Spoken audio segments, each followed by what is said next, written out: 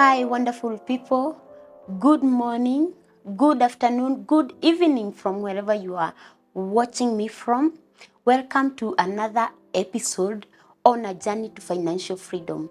And in today's episode, we are going to talk about a budget. You know, how one can make a budget from scratch, and by so doing you are able to put your finances in order.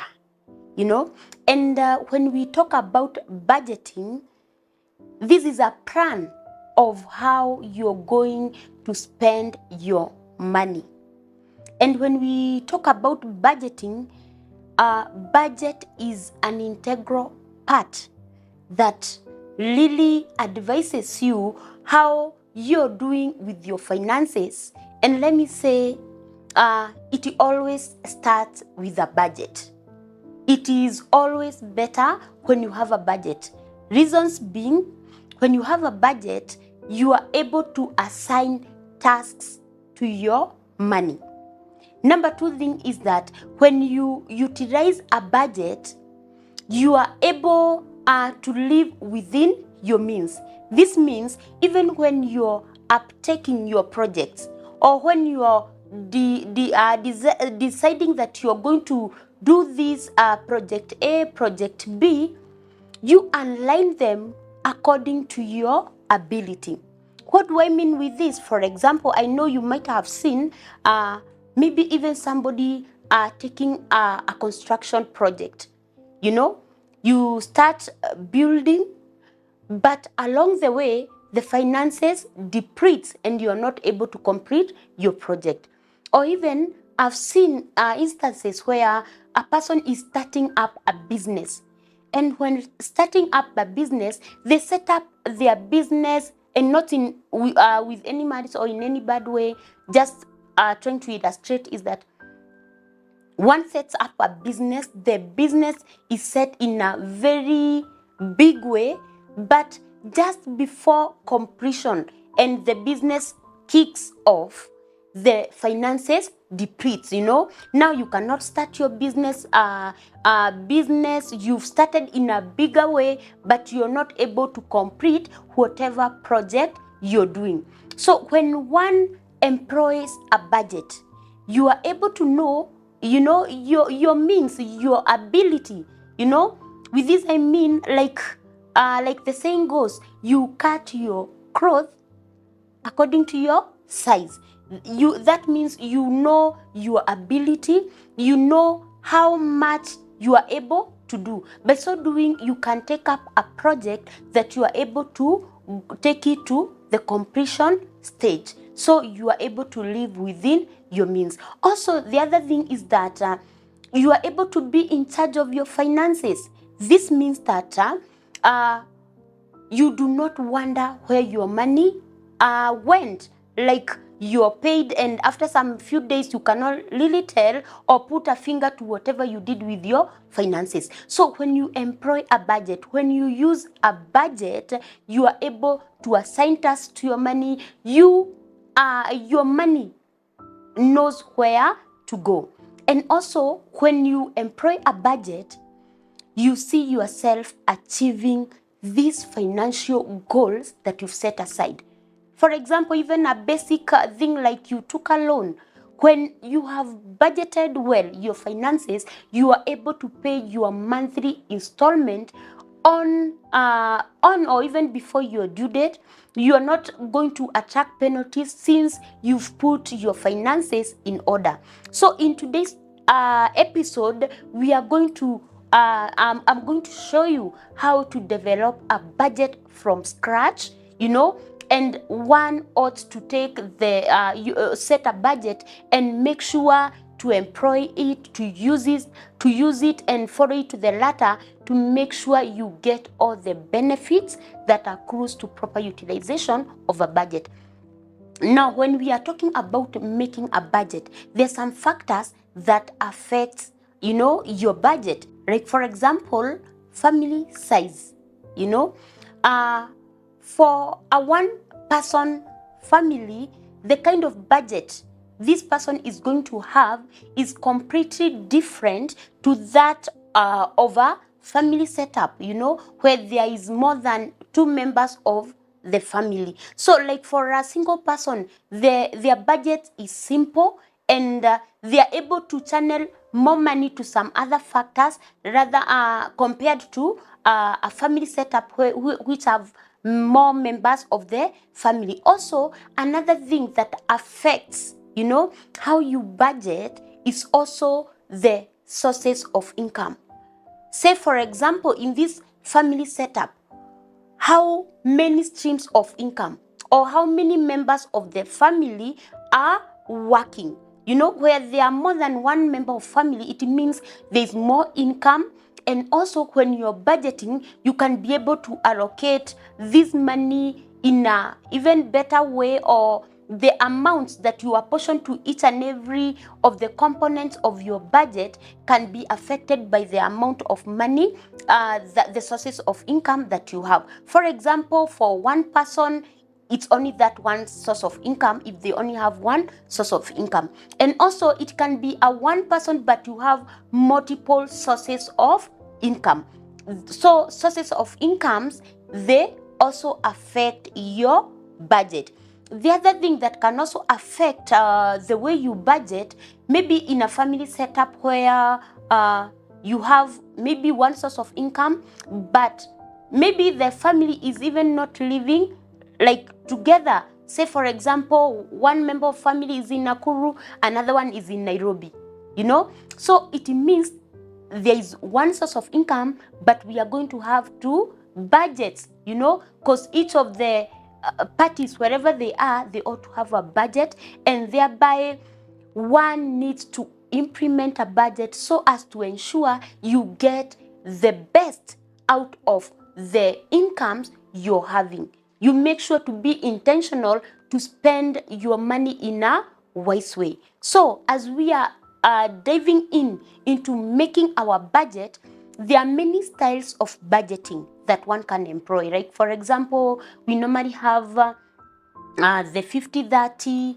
There is all these kinds of budgets, 50-30-20 budgeting rules. But for today, we are going to consider the zero-sum budget. And with the zero-sum budget, this means that every coin that you earn, you give it work. You give it a task. So this means that you do not have any spare money. Anytime you receive that money, it has where it's supposed to go to. So, and I am going to list down the steps that one takes when you're generating or putting up a budget. And step number 1, we start by listing all your incomes. How many streams of incomes do you have? How many members of this family are there that are bringing an income? Like, do you have a salary? You list it down. Do you have a business income? List it down. Do you have a passive income? Do you have rental income? All these streams of income, you list them down, and you get the total of all your incomes. That's step number 1. And remember, like for the salary, or these incomes you're getting, we are listing down the net amount that you're earning. So we get then step number 1 is getting the totals of your incomes. So, and this total of the incomes you're getting, this is what is going to equal to all the expenses that we are going to list down. So step number 1, list all your incomes. Step number 2, track your expenses. Remember, we are talking about this income we have here is what we are going to assign task. So number 2 thing is to track all your expenses, or to even list all your expenses. How do you go about this? The kind of expenses you have. Maybe you already know them automatically because you encounter this every month. So by so doing, you list it down. But in case you're not able to tell specifically or the actual amount of expenses you incur, you can do this by taking your statements, and by this, I mean you can take your statement like for 3 months and you extract all these expenses. You get the total of these expenses, then you average it. You divide by 3 months, to see the average monthly expenses that you normally incur. By doing so, you are able to do an average, to get an average of expenses that you normally have. So this is the step number 2. Step number 3. Now we are doing the actual assigning task to our money.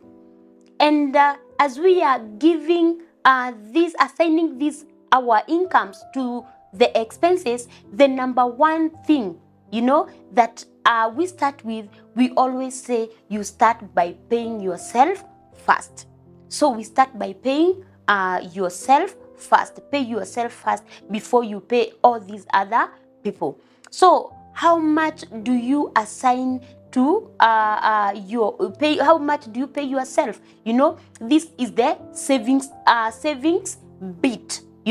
This is the amount of money you set aside that goes to your investments, because you want to grow your incomes. You want to grow your money that you're earning. So this amount you are setting aside, it is the money you are setting aside to form an emergency fund. Remember, as long as we are in this life, emergencies are going to crop up. So you set up an emergency fund. You put aside this money for your investments. You put aside this money. Maybe you have even a vision of starting a business someday. So how are we going to finance all these financial goals? By paying yourself first, by having a saving. So when we are talking about having a savings, give it the best or the highest amount of money you can be able to give, or to give to this account. So maybe according to the family size and all these factors that are affecting your budget, make sure to give the best amount that you can give. And this is advised by the financial goals you're having. Like for example, if you want to start a business someday, how much capital do you want to have? Say for example, you want to start this business in a year's time. So it means you have 12 months. And for you to raise 100,000, so it means you have to save like something like 8,000 every month. So how much percentage of your incomes is proportion to this amount that you're targeting to raise? So start from somewhere, and especially for a person who has not been paying themselves first, they do not have a savings account, start from somewhere, but at least save something with a recommended percentage of at least 20% of your gross income that goes towards financing your vision, towards financing your financial goals. So that's number 3. Then the next one, you budget for your necessities. These are those expenses that you can't live without. So, like for example, you have to eat, you have to pay rent, you have to pay all these expenses, the basic expenses. So these are the expenses that we are talking about. So with this, I mean, have your rent there if you're paying your rent.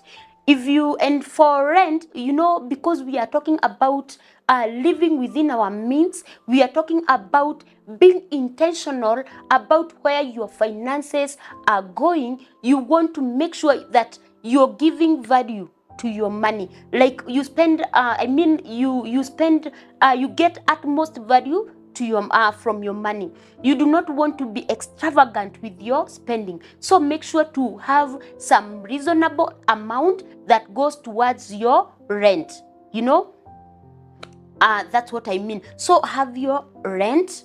The next expense, if you are paying loan, you want to budget for the same, the loan installment. The other thing, you have other expenses like grocery, you know. The other expense, you have gas, you have to pay for cooking gas, you know, you budget for it. Considering how often you buy the same. You want to budget for school fees. You want to budget for airtime and internet. You know, you need to do business. You need to make calls here and there for you to continue, you know, doing your business in a fluent way. You know, all this. You also go for kinyozi. You want to go for salon, you know, for yourself and for your family according to your family size. All these expenses, you need to list them. The expenses that must be incurred for you to live, you know, for you to continue working well. Like you cannot do without these things. So you start by budgeting for all your necessities. Then the next thing, after you've budgeted for your necessities, the things that you can't do without, we go to the next bit. You budget for your wants. When I talk about wants, these are those things that they are not necessities. We can do without them, but having them, they make our lives to be comfortable. They make us, you know, you enjoy life. Things like you want to go for a vacation, you know, you budget for the same, you know. And when I'm talking about vacation, this could mean even budgeting for your Christmas holiday. You will go up country to see your family, your mother, and all these people. You budget for the same. And we are budgeting for this way early in advance. So if you know in December, you're going to use 50,000, you start budgeting for this money every month, like 2,000 every month, or even 3,000 every month, such that when it comes to December, you do not have to go borrowing for you to go enjoy your Christmas. So you budget for your vacation. You know, you budget for your clothes. We do not buy clothes every month. So, but you know, at some point, you may need to buy some clothes. You know, you have your children who are school-going children, you know, they will need a new pair of uniform. You budget for the same on a monthly basis. So we budget for the clothing and such kind of things. You know, we have other subscriptions, like for example, you're paying for Netflix, you know. All these things you budget under the wants section. And then the other bit, or the last bit but not least, we have the giving bit. You know, remember, we are blessed to also be a blessing. You know, and for those of us who serve in the kingdom, or you know, we serve in our churches, we are Christians, you know, and we want to give tithes and offering. You know, you budget the same under giving. You know, like for tithes, we give 10%. You want to budget for the same. You are tithes and offering at 10%. You want to do charity. You want to help the needy. You've been blessed. You've been lifted. You also want to lift another human being. You know, you want to go to the children's home and be good and nice to them. You budget for the same. You know, it doesn't have to be a lot of money, but make sure at least to have something that goes towards giving, you know, towards charity and such kind of things. We also have our friends who are having their, you know, their birthdays. You know, they have their wedding committee. There are these groups that are having medical fundraising. You may want to support them. And for you to do so without feeling guilt, you know, or taking your rent money and giving out to that person who is ill, at least have a budget that goes towards giving and charities. And by so doing, should you happen to take 1,000 Kenya shillings and give to that person, or even 5,000 or even 10,000, you do not have like to forfeit your other expenses, you know, just because you helped somebody out. You want to budget for giving. So, and all these expenses, they should equal to the total amount of income that you're earning every month. So that means the savings amount, the total of your necessities, the basic needs that you've listed, the total, this adds also to the wants amount and the giving. So all these expenses you are having, they should equal to the total amount of income that you've budgeted for, that you're going to receive, that this amount is almost certain that I'll get it every month. So that's how we do budgeting. You assign every coin to task. You want to be a responsible person. You want to be in charge of your finances. And by so doing, that's how you do your budgeting using the zero-sum budget. Now, as we continue to do budgets, we also want to remember that months are not the same each and every month. You may want to consider updating your budget as months go by, because we know as we are in this journey of life, things do happen. You're working, you get a promotion, or you get a increase in your pay. You may want to adjust your budget, or even an expense crops up, an expense that you had not foreseen earlier. So you may want to also consider adjusting your budget. So budgeting is a continuous thing that we need to embrace and make sure to implement for us to get the utmost from our finances.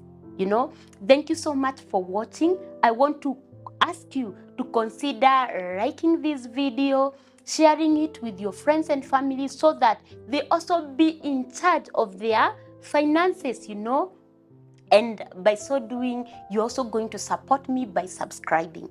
And I appreciate so much for your time, and see you in the next episode.